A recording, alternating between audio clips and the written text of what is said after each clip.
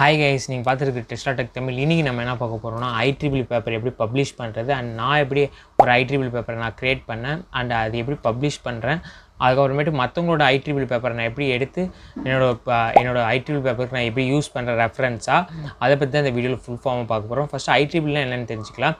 ஐட்ரிபிள்னா ஒன்றும் இல்லை, institute of electrical and electronic engineers தான் ஐட்ரிபிளோட ஃபுல் ஃபார்ம்.